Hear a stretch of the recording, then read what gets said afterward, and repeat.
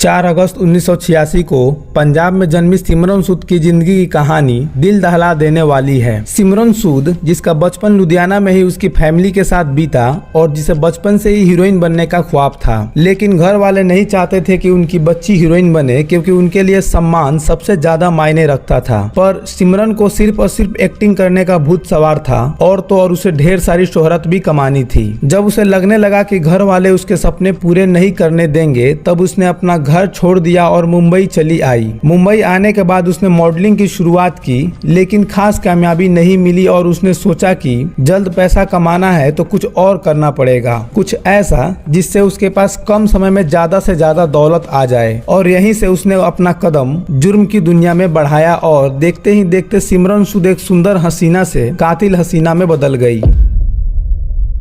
नमस्कार दोस्तों, मैं चंदन कुमार, स्वागत है आपका हमारे चैनल पर। दोस्तों, आज की घटना सिमरन सूद नामक एक लड़की की है जिसने अपने सपने कई लाशों पर कदम रखकर पूरे किए। घटना की शुरुआत होती है सिमरन सूद से, जिसका पूरा नाम सीमा सुरेंद्र नाथ दुसांझ था। लुधियाना से ताल्लुक रखने वाली सिमरन ने आर्ट्स में डिग्री हासिल की थी और उसका ख्वाब हीरोइन बनने का था, लेकिन घर वालों ने साफ मना कर दिया, जिसके कारण वह 1995 में अपना घर छोड़कर मुंबई आ गई और मॉडलिंग में करियर बनाने का सोचा। लेकिन शुरुआती दौर में उसे काफी मुश्किलों का सामना करना पड़ा, जिसके चलते बीतते समय के साथ काम मिलने पर वह मशहूर होने लगी और फिल्म इंडस्ट्री की पेज 3 पार्टियों में उसका आना जाना आम हो गया, जहां वह इंडस्ट्री से जुड़े कई लोगों से मिला करती थी। साथ ही उसे आईपीएल की भी कई पार्टीज में देखा जाने लगा और इस तरह अपनी मौजूदगी से लोगों का ध्यान खींचने वाली सिमरन सूद बेहद लग्जरी जिंदगी जीने लगी। इसी दौरान करीब 90 के दशक के आखिरी में उसकी मुलाकात कुख्यात अपराधी विजय पलांडे से हुई। विजय खुद को रईस प्रॉपर्टी डीलर बताता था। जब विजय को पता चला कि सिमरन महंगे शौक रखती है और उसे पैसों की जरूरत है, तो उसने सिमरन को अपने साथ काम करने का प्रस्ताव दिया,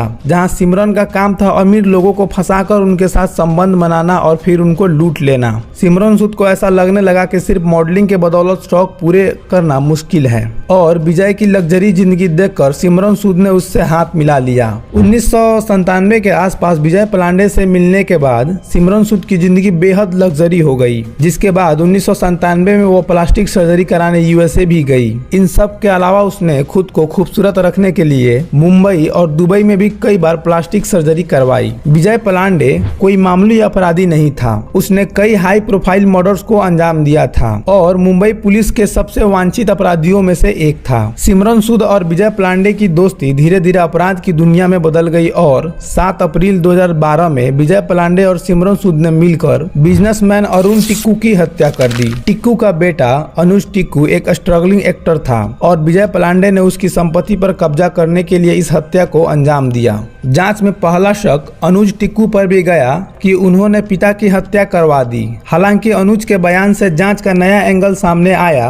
उन्होंने सिमरन सूद का जिक्र किया। अनुज ने पुलिस को बताया कि वो मुंबई में काम ढूंढते हुए उनकी मुलाकात सिमरन से हुई थी। 2012 में सिमरन ने अनुज की मुलाकात विजय पलांडे से करवाई थी और दोनों ने उनसे कहा कि उन्हें मुंबई में रहने का ठिकाना चाहिए, जिसके लिए अनुज ने अपना ओशिवारा स्थित फ्लैट रहने को दे दिया। बीतते समय के साथ सिमरन और विजय उस फ्लैट पर कब्जा करने लगे और दोनों ने पहले उस फ्लैट में एक जर्मन महिला को ठहराया। जब अनुज के पिता को इसकी भनक लगी तो वो दिल्ली से मुंबई पहुंच गए और फ्लैट खाली कराने को कहा, लेकिन विजय ने साफ मना कर दिया। इस पर विवाद कुछ इस कदर बढ़ा कि विजय ने उनकी हत्या उसी फ्लैट में कर दी। अनुज के बयान के बाद मुंबई पुलिस ने सिमरन सूद, विजय पलांडे और उसके 2 साथियों की गिरफ्तारी की। गिरफ्तारी के बाद विजय ने कबूल करते हुए जुर्म में बताया कि 7 अप्रैल की रात अरुण अपना फ्लैट खाली करवाने आए थे, लेकिन उन्होंने 2 साथियों के साथ मिलकर उनकी हत्या कर दी।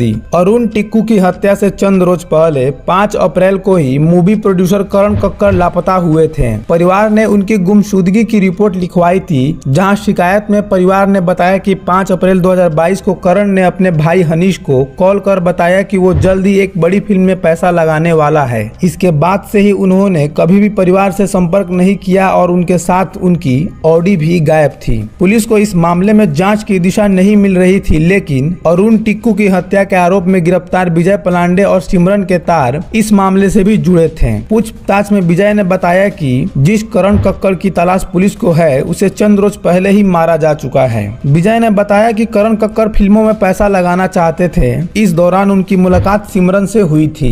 सिमरन ने पहले करण कक्कड़ से नजदीकियां बढ़ाई और फिर उनकी मुलाकात विजय पलांडे से करवाई। सिमरन ने करण से कहा था कि उन्हें एक बड़ी फिल्म के लिए प्रोड्यूसर की जरूरत है जिसमें वो करण को इन्वॉल्व कर सकती हैं। 5 अप्रैल 2012 को सिमरन ने करण को एक किराए के फ्लैट में मिलने को बुलाया, जहां दोनों ने करण को फ्लैट में बंदी बनाया और उनके क्रेडिट कार्ड से लाखों की शॉपिंग की। फिर 7 अप्रैल को उनका गला काटकर हत्या कर दी। विजय पलांडे ने बताया कि गला काटने से पहले उन लोगों ने करण कक्कड़ से पूछा कि वो नींद की गोलियां खाना चाहेंगे या होश में उनका गला काटा जाए। करण ने दर्द से छुटकारा पाने के लिए नींद की गोलियां खाई।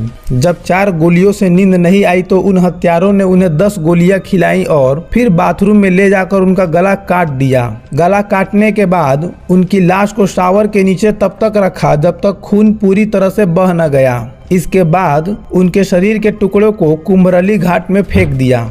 इस तरह इतनी कुख्यात हत्या को अंजाम देने के बाद साल 1998 में विजय पलांडे को दोहरे हत्याकांड के आरोप में जेल भेज दिया गया, जबकि सिमरन को अनूप की प्रॉपर्टी पर गैर कानूनी रूप से कब्जा करने के तहत मामला दर्ज हुआ। नवंबर 1998 में विजय पलांडे को उम्र कैद की सजा सुनाई गई और साल 2002 में विजय पलांडे पैरोल पर बाहर आ गया और भाग निकला। विजय पलांडे ने फर्जी दस्तावेज बनवाए जिसके जरिए वो बैंकॉक भाग गया और वहां जाकर उसने प्लास्टिक सर्जरी और अपना हुलिया काफी हद तक बदल लिया। जबकि इधर दोहरे हत्याकांड में नाम आने के बावजूद भी सिमरन सूद मॉडलिंग और एक्टिंग में एक्टिव रही और कुछ लिंक्स की मदद से सिमरन सूद को साल 2003 में रिलीज हुई बॉलीवुड फिल्म अनोखा अनुभव में काम भी मिल गया। ये छोटे बजट में बनी फिल्म बॉक्स ऑफिस पर कोई खास कमाल ना दिखा सकी और आगे सिमरन 2002 में आई फिल्म स्माइल प्लीज में भी नजर आई थी। सिमरन सूद अपनी फिल्मी दुनिया में मग्न थी, लेकिन साल 2006 में उनकी जिंदगी में एक बार फिर विजय पलांडे की एंट्री हुई, जहां विजय विदेश से भारत लौट आया और फिर उसका साथ चाहता था। दोहरे हत्याकांड के बाद एक बार फिर सिमरन ने विजय से हाथ मिला लिया और दोबारा 2012 में एक और दोहरे हत्याकांड को अंजाम दिया। इस तरह करीब 4 हत्या के आरोप में विजय पलांडे और सिमरन सूद बीते 12 सालों से जेल में बंद हैं। सिमरन ने कई बार जमानत के लिए याचिका दायर करवाई, हालांकि उसे कभी जमानत नहीं मिली। दोस्तों, सिमरन सूद की कहानी केवल ग्लैमर और अपराध के संगम की कहानी नहीं है, बल्कि यह दिखाती है कि कैसे एक महिला जिसने अपने जीवन में सफलता के सपने देखे थे,